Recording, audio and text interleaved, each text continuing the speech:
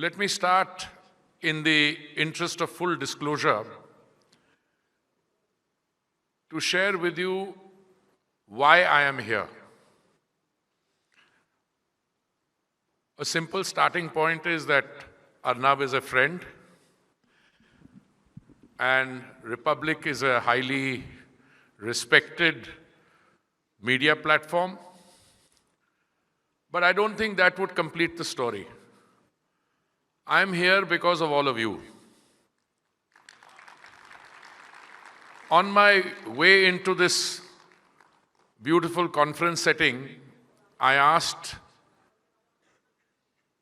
one of the organizers, I said, what is the average age of the people, youngsters gathered here? And he gave me a figure. And I thought to myself that if there is any segment of our society that will truly be a beneficiary of Viksit Bharat, it is you guys.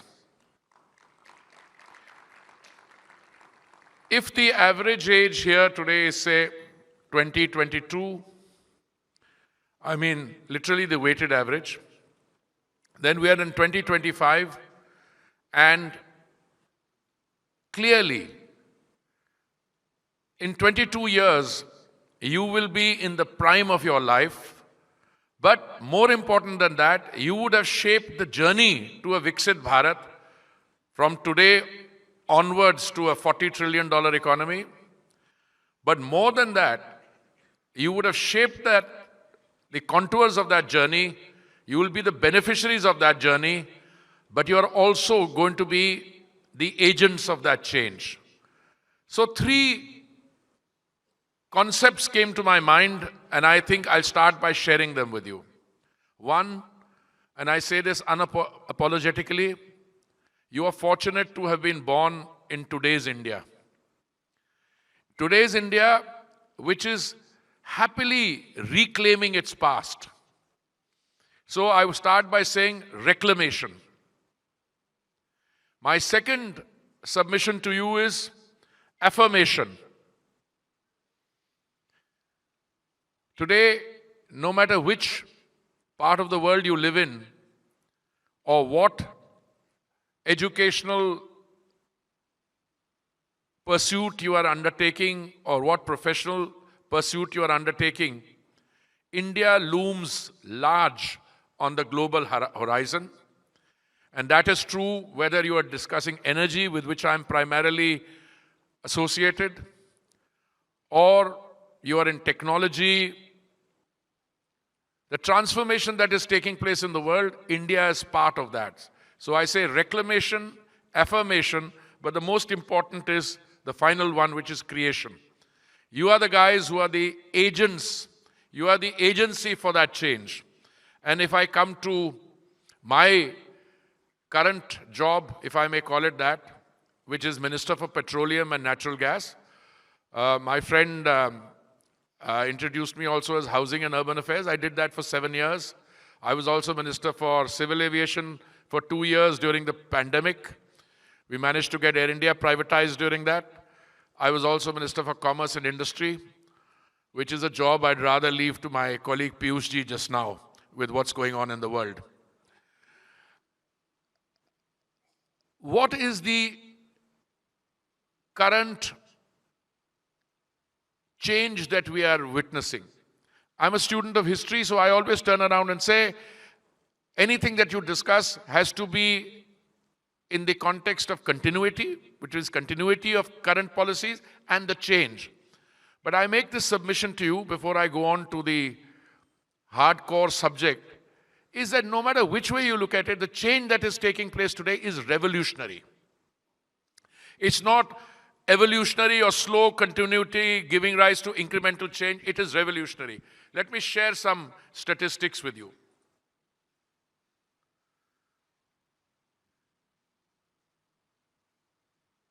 When Mr. Modi, the Honorable Prime Minister, assumed charge, India was perhaps the 10th or 11th largest economy in the world. In the 10 years plus that he has been Prime Minister, we've moved from there to the fifth situation. At the current rate, by next month or so, we should be the fourth largest economy, and within a year plus, the third largest economy in the world, having moved on from 4 trillion to 7 trillion and then 10 trillion. But we must understand the context. Why did I talk about reclamation? It's so easy if you listen to a contrived Western narrative, and I choose to call it precisely that. They used to look down, India, the land of snake charmers, India where nothing works. Just remind them that 190 years before the colonial experience that we had, and I go back to the early 1700s, the contribution of the Indian economy to the global economy was about 25%. That is, India contributed 25% of the global GDP. Then came 190 years of colonial domination, and that dropped from 25% to 2% or even below. When Mr. Modi took over the government, people used to say India is part of the fragile five.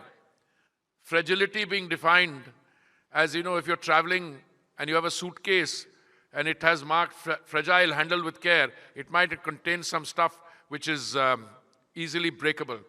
Today, you're talking about being a $40 trillion economy. Today, no one is questioning that you will be the third largest economy. I've never heard anybody question that. What they turn around and say, are you sure you will be a developed country by then? It's again that subjective, slightly condescending tone that comes in the Western narrative when the people shaping that narrative, when we became the fifth largest economy, we took over the UK. We surpassed the UK. So some of it is natural. I don't take it too seriously.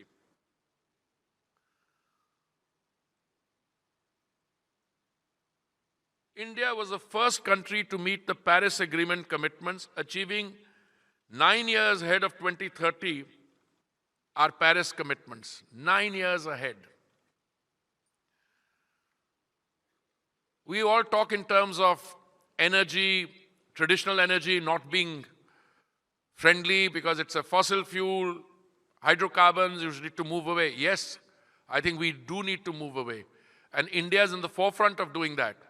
If you look at our achievements, we were doing biofuel blending up to 1.5% when Modi ji assumed the reins in 2014.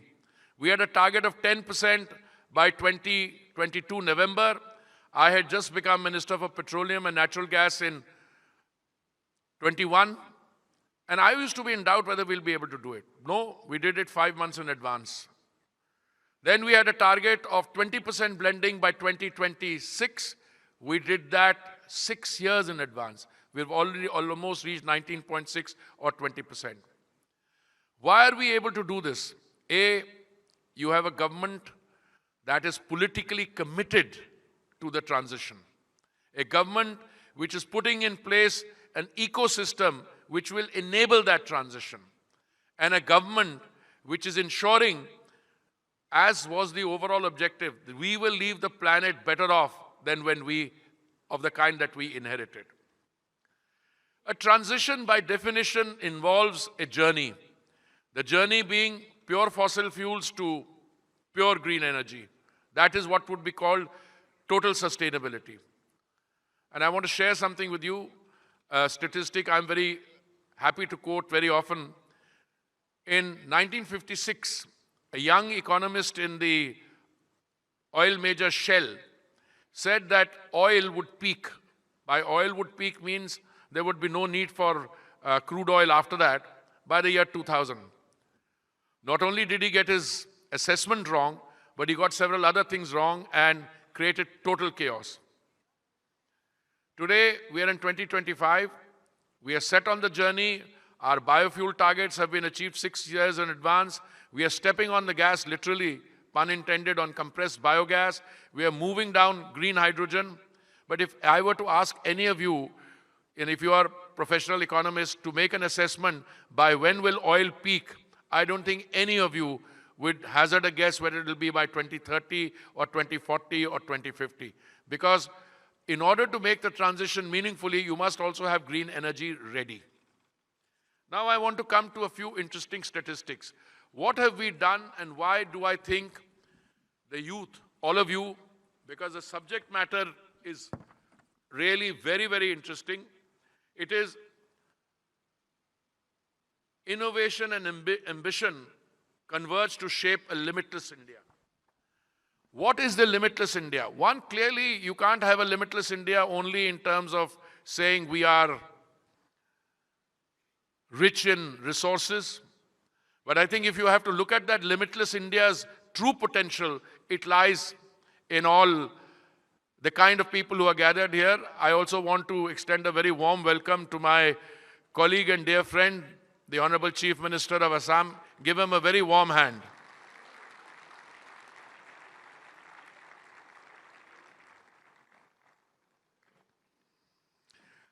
Coming back to my statistics, the country's bioeconomy has soared from $10 billion in 2014 to an unmatched $130 billion in 2024 by crossing 200 GW in clean energy capacity. Why do I think youth are the agency for change? Because whilst technological advancement, innovation will come, and it will come rapidly, in the struggle or in the quest for energy conservation, efficiency and sustainability, I don't think it's doable without the youth. People in my generation, we count ourselves very fortunate. We were a post-partition generation. When I came into the world after Delhi University, the number of jobs available, the number of economic opportunities available was just a handful. Today, we are in the happy situation where, thanks to sensible government policies, we have IITs have increased from 23 and the threefold rise in the All India Institutes of Medical Sciences, 7 in 2014, now we've got 3 times that number. Our educational landscape is ever growing with a doubling of medical colleges in just 10 years, 780 versus 387 in 2014. The government has laid out an ecosystem along with the physical infrastructure for the youth to flourish. But let's make no mistake about this. Our developmental challenges are sui generis. They're one of a kind. Our strongest plus, or what I would call our strength, lies in the human resource, in what I said, the people who are gathered here. You are in the right age group. You've had the benefit of an education. The quality of that education is being improved. The skilling is being improved. But having said all that, it is one thing to be able to meet aspirations. When you are a $300 million economy, difficult. Today you are a $4 trillion economy, going on to 7, 10 trillion and 40 trillion, it will be much easier to meet those aspirations. But equally, when you meet your aspirations, both in terms of the jobs that you have, both in terms of the quality of contribution you can make, you will also realize that you will be shaping those contours. I want to share with you something about connectivity. It should be possible for a bright youngster in one of the northeastern states to come and carve out a living in one of the western states, or equally from somebody from rural Punjab to move to the northeast and seize the economic opportunity there. When I went to Advantage Assam recently in Guwahati, I've attended a lot of platforms. We ourselves hosted a very successful India Energy Week, the 3rd edition. It's already the 2nd largest platform. But what these platforms succeed in doing is to provide on a pan-India basis opportunities which cover normal economic activities, breakthrough, innovation, entrepreneurial streaks for our youth to be able to imbibe and across the country and for visitors. Connectivity is absolutely paramount. In 2014, we had 74 airports. Today, we have more than 155 airports. Our civil aviation is growing from leaps and bounds. I believe you had the privilege of listening to Mr. Scindia this morning. I mean, one of the statistics I'm very fond of saying is that after Jewar Airport near Delhi is completed, India, Jewar and Delhi, Indira Gandhi International Airport, will provide 140 million passengers footfall, which is bigger than London, Heathrow, Gatwick and Stansted put together. So in other words,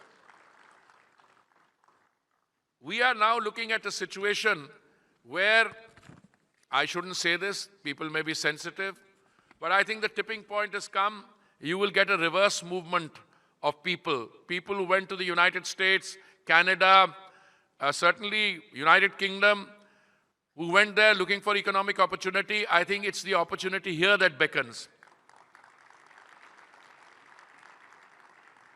Let me tell you something about a startup fund. My oil marketing companies, we're on just 5 or 6 of them, but they account for 19% of the country's revenue.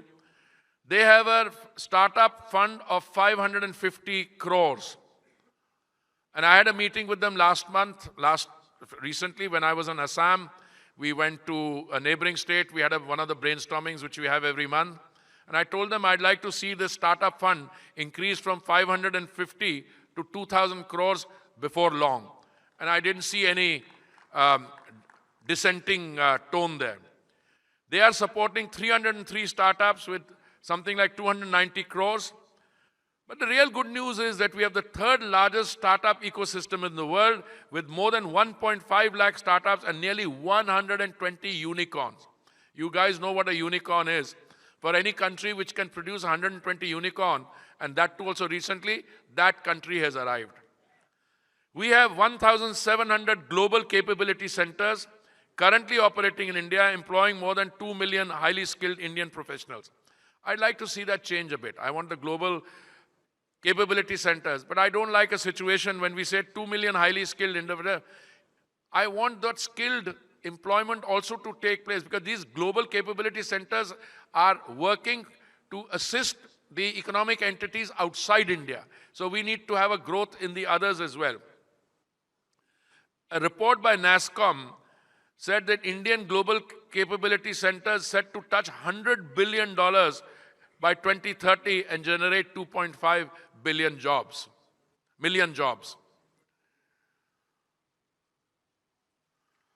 I'm going to conclude on one basic note to reiterate the 3 concepts I highlighted to begin with. Reclamation.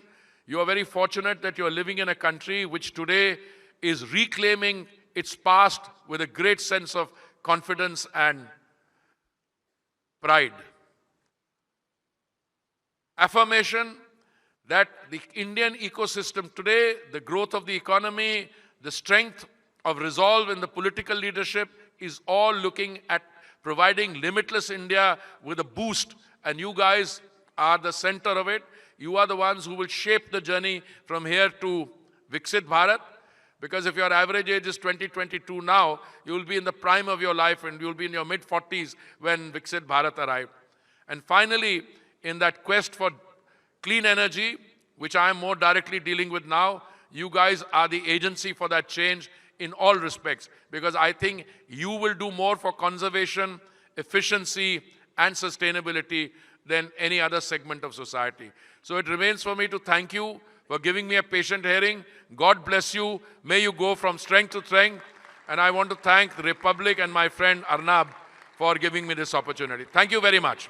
Thank you so much, Honorable Minister, sir, for that compelling vision and your unwavering commitment to building a self-reliant, future-ready Bharat. May I request Arnab Goswami to please come up and felicitate the Honorable Minister with a stole that we have for him. And as he does that, ladies and gentlemen, it also gives us an opportunity to welcome on stage the young hackathon winner who took part in the Limitless India Youth Hackathon partnered by Wildstone Code, Unleash Freshness. In the category of Grand Strategy and Geopolitics, we recognize Soham Agarwal for his groundbreaking proposal which unravels a critical vulnerability, India's dependence on aging, foreign-owned repair fleets, leading to prolonged disruptions during undersea cable failures.